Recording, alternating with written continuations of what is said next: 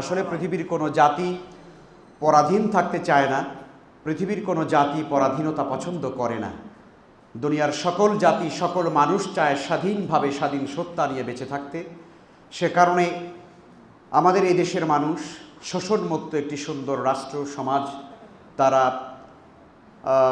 প্রতিষ্ঠার জন্য তারা আন্দোলন করেছে, জীবন দিয়েছে, রক্ত দিয়েছে। লক্ষ লক্ষ মানুষের রক্তের বিনিময়ে, মা বোনের ইজ্জতের বিনিময়ে আমরা সুন্দর একটি বাংলাদেশ পেয়েছি।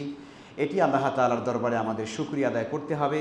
মহান মনিব আমাদেরকে সুন্দর একটি স্বাধীন দেশ উপহার দিয়েছেন। কালিমাত শুকর আদায় করি আবারও আলহামদুলিল্লাহ। সম্মানিত হাজিরিন, আমরা সুন্দর একটি কথা প্রায় শুনি, বিজয় অর্জন করা যত কঠিন, বিজয় ধরে রাখা সেটি আরও বেশি কঠিন। আসলে আমরা বিজয় অর্জন করেছি, স্বাধীনতা আমরা পেয়েছি। স্বাধীনতা অর্জন করা যত কঠিন, স্বাধীনতা রক্ষা করা তার চাইতে বেশি কঠিন। সে কারণে আমরা এদেশের স্বাধীন দেশের নাগরিক হিসেবে আমাদের কর্তব্য রয়েছে, আমাদের দায়িত্ব রয়েছে স্বাধীন ভূখণ্ডকে দুনিয়ার যে কোনো অপশক্তি থেকে এই দেশটিকে রক্ষা করা। আল্লাহই করবেন, কিন্তু নাগরিক হিসাবে আমাদের দায়িত্ব রয়েছে। সে ব্যাপারে আমরা প্রত্যেকে সজাগ থাকব, সচেতন থাকব। বাংলাদেশের একজন সচেতন নাগরিক হিসাবে আমাদের প্রত্যেকের দায়িত্ব রয়েছে দেশের উপরে। আমরা আল্লাহ তাআলার কাছে দোয়া করব যেন রব্বুল আলামিন যে দেশটি আমাদেরকে দিয়েছেন সেই দেশটি যেন আর কখনোই যেন কোনো মানুষের শোষণের, নিপীড়নের জাতাকলে যেন আর নিপিষ্ট না হয়। কোনো সাম্রাজ্যবাদী শক্তির যেন কিরণকে যেন বাংলাদেশ পরিণত না হয়, সে ব্যাপারে এদেশের নাগরিকদেরকে অবশ্যই সচেতন থাকতে হবে। আমি আজকে আপনাদেরকে বলতে চাই একটি বিষয়, যে বিজয়ের ব্যাপারটিকে ইসলাম কিভাবে দেখে, ইসলাম বিজয়টাকে কিভাবে দেখে, আসলে বিজয়ের পরে আমাদের কি করণীয় আছে সে ব্যাপারটি আমরা জানতে চাই, জানবো ইনশাল্লাহ। আর মোমেনদের জীবনে প্রকৃত বিজয় বা সফলতা আসলে কিসে সেটিও আমরা জানা দরকার আছে। দেখুন, আল্লাহ সুবহানাহু ওয়া তাআলার পক্ষ থেকে বিজয় আসে। বিজয় মূলত আল্লাহ তাআলা দিয়ে থাকেন। পৃথিবীর বহু জাতি আছে যারা শতাব্দীর পর শতাব্দী ধরে তারা জুলুম, অত্যাচার, নিপীড়নের শিকার, কিন্তু তারা স্বাধীনতা অর্জন করতে পারছেন না। কিন্তু আল্লাহর মেহেরবানি আমাদের এই বাংলাদেশ অল্প কিছু দিনের বিনিময়ে, আমরা জানি যে বেশি দিন না, মাত্র 9 মাসের যুদ্ধের ফলশ্রুতিতে বাংলাদেশ স্বাধীন হয়েছিল।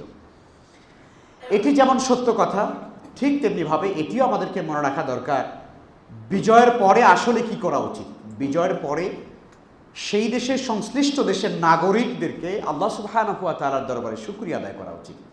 কারণ মূলত পরাধীনতা এটি আল্লাহর পক্ষ থেকে একটি শাস্তি, আর স্বাধীনতা এটি আল্লাহর পক্ষ থেকে নিয়ামত। তো আল্লাহ যখন নিয়ামত আমাদেরকে দিয়েছেন তখন সেই নিয়ামতের শুকরিয়া আদায় করা দরকার। তো আমরা যারা এই দেশের নাগরিক হয়েছি, স্বাধীন দেশের নাগরিক, আমরা কি সেই শুকরিয়া কি আমরা আদায় করছি? আমরা হয়তো আদায় করছি না। আমরা যদি সেই শুকরিয়া আদায় না করি তাহলে পরে স্বাধীনতা হয়তো আমরা পাবো, কিন্তু আমরা আমাদের যেই উদ্দেশ্যে স্বাধীন হয়েছিলাম, যেই মহান উদ্দেশ্য টার্গেটকে কেন্দ্র করে দেশের মানুষ তাদের রক্ত দিয়েছিল, জীবন দিয়েছিল, সেই উদ্দেশ্য সাফল্য মণ্ডিত হবে না, মঞ্জিলে মকসুদে সেটা পৌঁছবে না, এবং আমরা আমাদের অভীষ্ট লক্ষ্যে আমরা পৌঁছাতে পারবো না। মুআজ্জাজ মুসল্লিয়ানি কেরাম, আল্লাহ সুবহানাহু ওয়া তাআলা সেজন্যে পরিপূর্ণ নিয়ামত এবং স্বাধীনতা পাওয়ার জন্য, আল্লাহর পক্ষ থেকে নিয়ামত পাওয়ার জন্য আল্লাহ তাআলা দুটো শর্ত দিয়েছেন। কোরআনে কারীম আল্লাহ তাআলা বলেছেন, ওয়ালাউ আন্না আহলাল কুরা আমানু ওয়াত্তাকাউ লাফাতাহনা আলাইহিম বারাকাতিম মিনাস সামাই ওয়াল আরদ।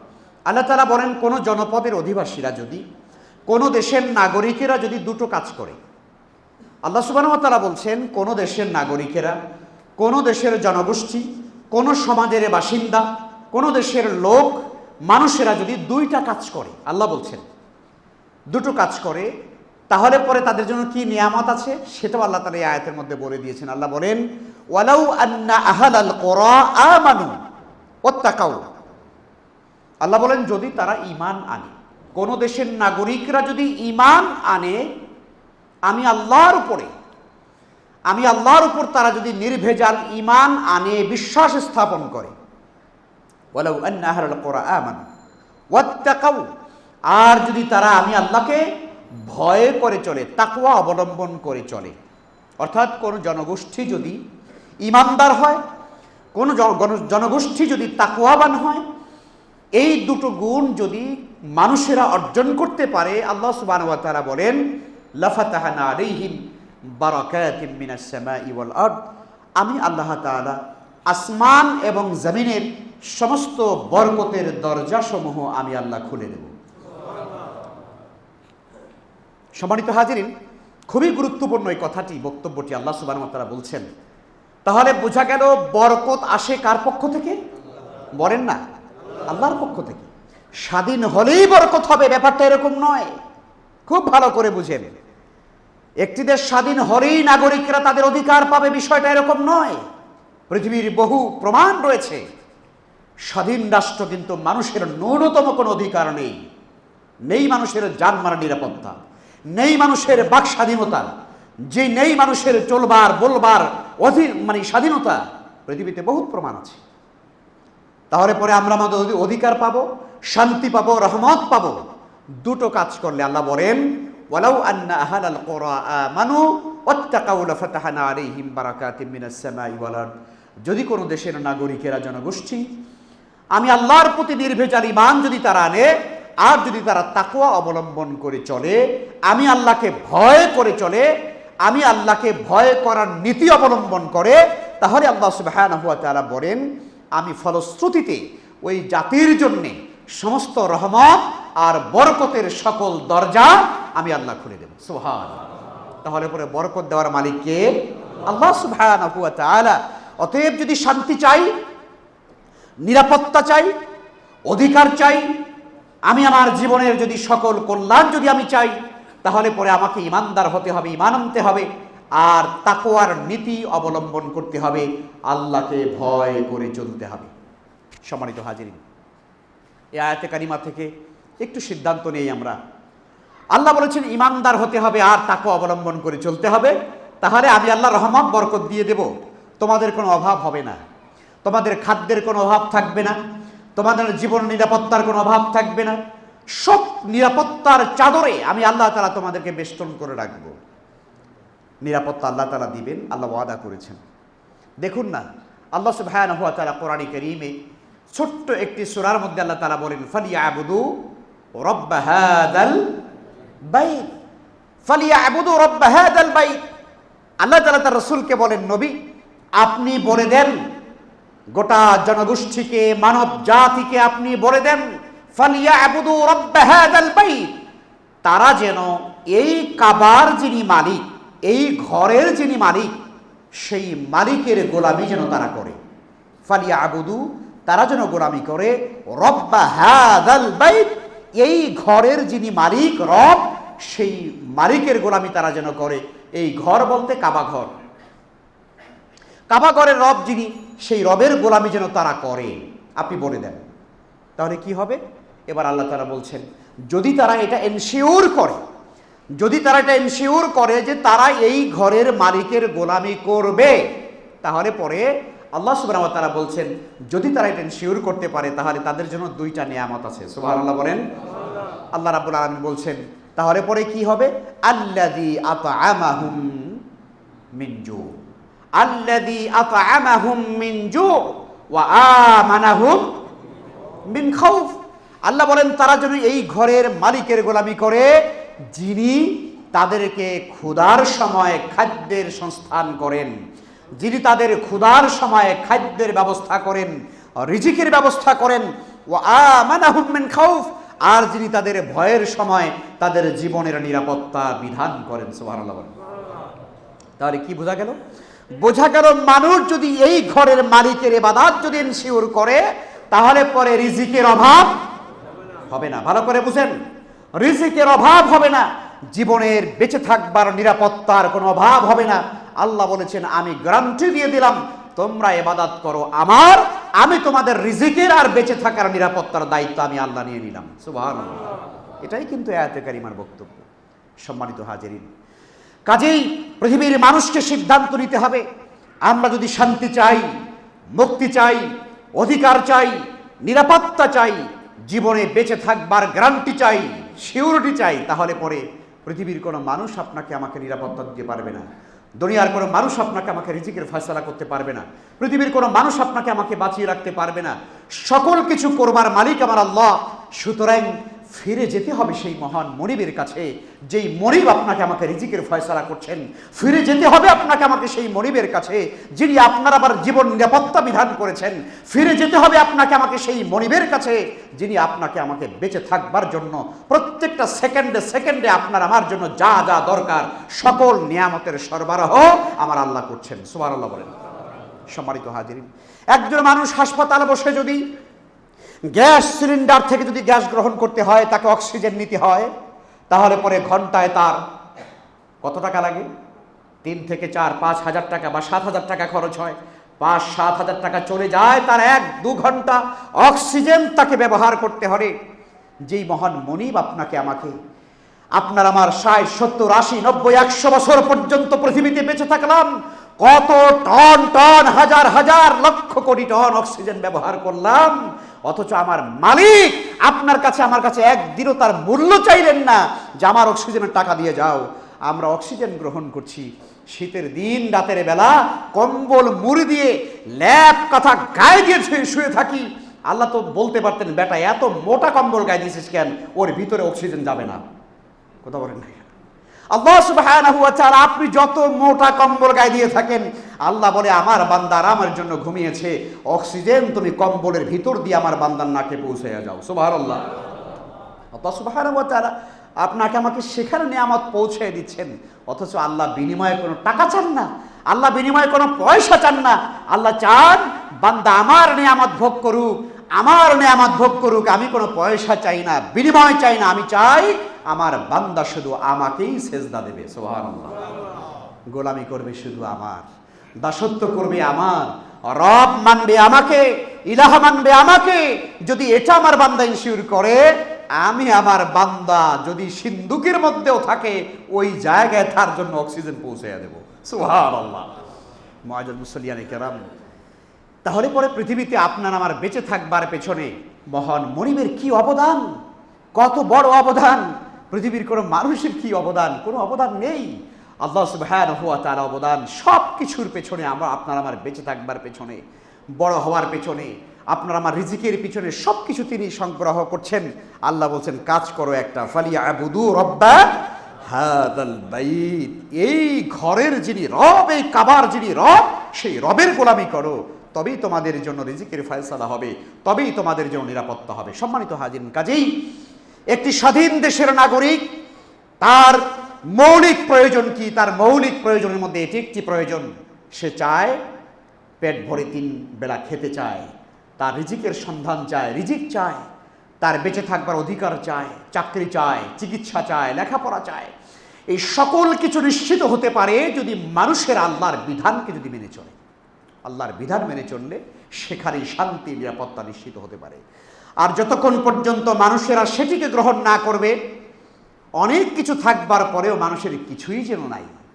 অনেক নিয়ামত আছে, রিজিক আছে অনেক, কিন্তু যেহেতু আল্লাহর বিধান মোতাবেক সমাজ পরিচালিত হয় না, আল্লাহর বিধান মোতাবেক ব্যক্তি পরিচালিত হয় না, রাষ্ট্র পরিচালিত হয় না, অনেক নিয়ামত থাকবার পরেও সেই নিয়ামতের সুফল আল্লাহর বান্দারা পাবে না, এবং পায় না।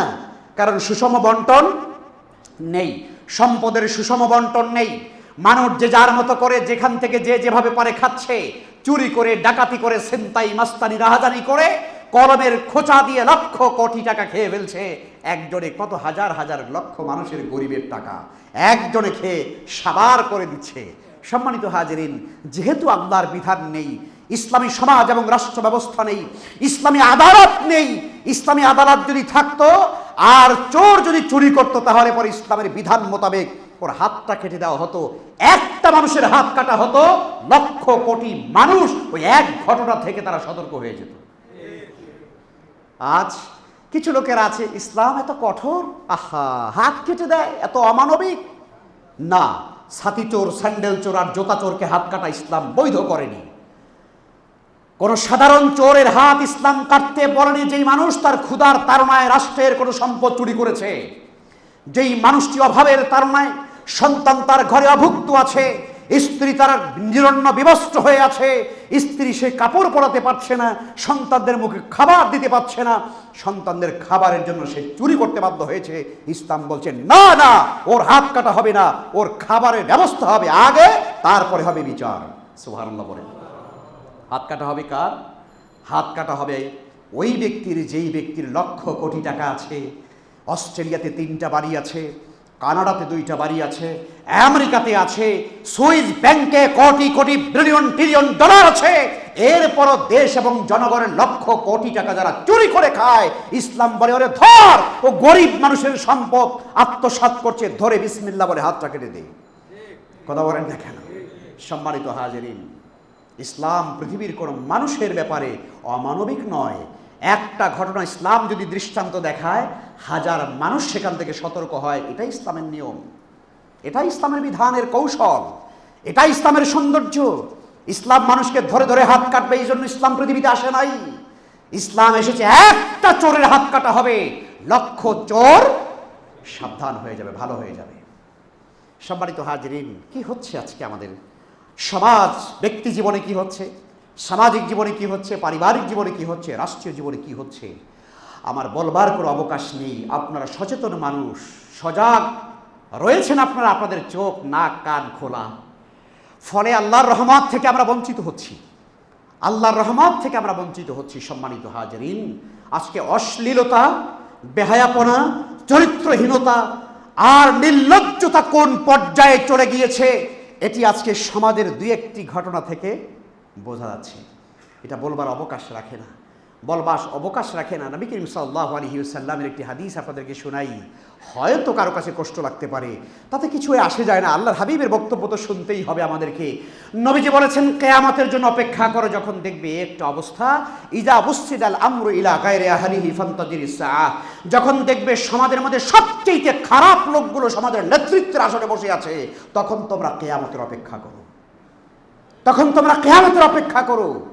যেই মানুষেরা মানুষের সম্পদ রক্ষা করবে, যেই মানুষেরা মানুষের চরিত্র রক্ষা করবে, যেই দায়িত্বশীল মানুষগুলো নারীর সম্ভ্রমকে হেফাজত করবে, সেই মানুষটি যখন দায়িত্বশীল চেয়ারে বসে যখন একটা নারীকে যখন ধর্ষণ করার হুমকি দেয়, তখন কিয়ামতের কোনো বাকি নেই, এটা পরিষ্কার করে বোঝা যায়। ঠিক কিনা জোরে বলে? সম্মানিত হাজিরিন, সম্মানিত হাজিরিন, কত বড় ভয়ঙ্কর পরিস্থিতির মুখোমুখি আমরা আছি।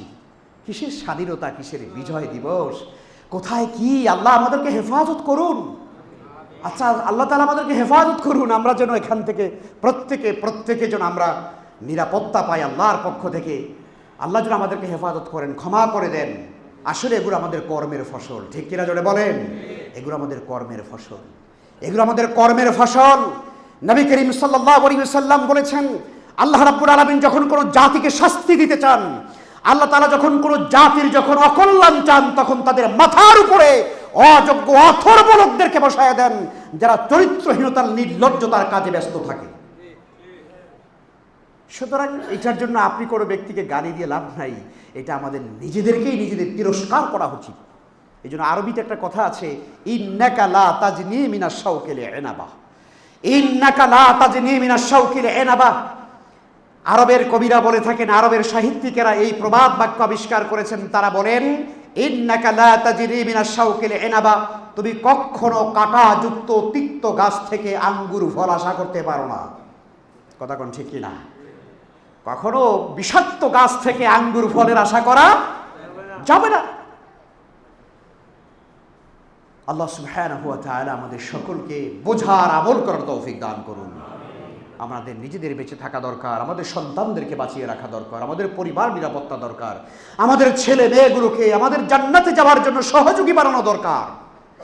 আমি জানি না যে আজকে আমি মরে গেলে পরে আমার ছেলে আমার মেয়েগুলো তাদের ইজ্জত, সম্মান, আত্মসম্মান, মর্যাদা নিয়ে, তাদের চরিত্র নিয়ে তারা বেঁচে থাকতে পারবে কি না, এটা আমরা জানি না। আমরা এভাবে একটা অনিরাপদ একটা পরিস্থিতির মধ্যে কিন্তু আমাদের জীবন চলছে। মুআজ্জাজ মুসল্লি আলাইহিস সালাম, নবী করিম সাল্লাল্লাহু আলাইহি ওয়াসাল্লাম যেই দিন এবং জীবন ব্যবস্থা আমাদেরকে নিয়ে এসেছেন এবং উপহার দিয়েছেন, সেটি পারে আমাদেরকে ক্ষুধা, দারিদ্র্যমুক্ত, বৈষম্যহীন, ইনসাফপূর্ণ, ন্যায় এবং কল্যাণ রাষ্ট্র প্রতিষ্ঠা করতে পারে আল্লাহর হাবিব সাল্লাল্লাহু আলাইহি ওয়াসাল্লাম যেই সমাজ এবং যেই রাষ্ট্র ব্যবস্থা তিনি আমাদের উপহার দিয়েছেন। এই ব্যাপারে কি আপনাদের কারো সন্দেহ আছে? একটু জোরে বলুন না, সন্দেহ আছে? সম্মানিত হাজিরিন, এই ব্যাপারে কারো সন্দেহ থাকলে তার ঈমান থাকবে না, এটাই চূড়ান্ত কথা। যে ব্যক্তি মনে করছেন নামাজ আমার রাসূলের মতো পড়ব, রোজা আমার রাসূলের মতো রাখবো, হজ আমার রাসূলের মতো করব, উমরা আমার রাসূলের মতো করব, কিন্তু বিচার ব্যবস্থা, শাসন ব্যবস্থা, সমাজ এবং রাষ্ট্র পরিচালনা এটা কার্ল মার্কস, লেনিন, স্টালিনের জীবন বিধান দিয়ে চলবে, আপনার আমার নামাজ রোজা করে কোনোই দরকার নাই, আপনার আমার এই নামাজের কোনো প্রয়োজন নাই। আল্লাহ তাআলা এই জন্য আপনাকে আমাকে পাঠান নাই। আল্লাহ তাআলা পাঠিয়েছেন তুমি যেমনিভাবে মসজিদে গিয়ে আমাকে সেজদা করো, সমাজের ভিতরেও যেন আমি আল্লাহর কোরআনের বিধান, আমার রাসূলুল্লাহর তরিকা যেন প্রত্যেকটা সমাজের প্রত্যেকটা রন্ধ্রে রন্ধ্রে, দিক বিভাগে, প্রত্যেকটা জায়গায় যেন কোরআন এবং সুন্নাহর বিধান এটা যেন কায়েম হয়ে যায়। এই জন্য আমাদের কোনো চেষ্টা আছে? আমাদের কোনো চেষ্টা নাই। আমাদের কোনো চেষ্টা নাই, ফলে কি হচ্ছে? আমাদেরকে কত ভয়ঙ্কর ভয়ঙ্কর পরিস্থিতির মুখোমুখি হতে হচ্ছে। আপনি চিন্তা করে দেখবেন, একটা সামান্য জিনিস দেখেন, খুব ছোট্ট একটা জিনিস আপনি হিসাব করে দেখেন। আপনি আমি কোনোদিন কোনো অন্যায় কাজের সঙ্গে জড়িত না, আলহামদুলিল্লাহ, আল্লাহ তাআলা আমাদের হেফাজত করুন। কিন্তু সমাজের ভিতরে যখন কোনো মারাত্মক পর্যায়ের একটা অন্যায় কাজ হয়, তখন দেখবেন আপনি মানুষেরা তখন ওইটার দিকে ঝুঁকে পড়ে। আচ্ছা, কি বলেছে একটু শুনি, কথা বলেন না কেন? হ্যাঁ, কি আছে ওইটার ভিতরে একটু দেখি। যেই মানে বিষয়টার কারণে এত মারাত্মকভাবে সারা দেশব্যাপী আলোচনা হচ্ছে, সেখানে কি বলেছে লোকটায় একটু শুনি, অথবা কি ঘটনা ঘটেছে একটু দেখি। এভাবে করে শুনতে গিয়ে আর দেখতে গিয়ে এদেশের নিরাপরাধ চরিত্র সম্পন্ন মানুষেরা মনের অজান্তেই অশ্লীলতার ভেতরে তারা ডুবে যাচ্ছে। জোরে বলেন ঠিক কি না? হচ্ছে না এটা? আপনি জীবনে এই ধরনের কোনো নোংরা কথা আপনি শুনেন নাই, আপনি শুনতে অভ্যস্ত না, কিন্তু আপনার মনের ভিতরে একটা ওয়াসওয়াসা আসছে, আচ্ছা লোকটা বলছে কি একটু শুনি। তখন কি হচ্ছে? তখন আপনি নোংরা কথা শুনতে গিয়ে আপনার ভেতরের ঈমান এবং আমলটাও কিন্তু দুর্বল হয়ে যাচ্ছে। তাহলে পরে বিষয়টা এই দাঁড়াচ্ছে যে সমাজের ভিতরে যখন কোনো অন্যায় হয়, কোনো অশ্লীলতা হয়, তখন সেটা আর ব্যক্তি পর্যায়ে থাকে না, এটা গোটা সমাজকে একদম শেষ করে ফেলে। গোটা সমাজকে, ছেলেরা, মেয়েরা, young generation, lakh crore crore share হয়ে যায় এগুলো। শোনো জাতি, শোনো, হ্যাঁ, লোকেরা কি বলে শোনো। তাহলে পরে কি হচ্ছে? মনের অজান্তেই এই নোংরামি, এই অশ্লীলতা, এই চরিত্রহীনতার কথাগুলো তখন মানুষ থেকে মানুষ, ম্যান টু ম্যান, হাজার হাজার লক্ষ লক্ষ মানুষের কাছে ছড়িয়ে যাচ্ছে। গোটা জাতি অশ্লীলতার ভিতরে ডুবে যাচ্ছে।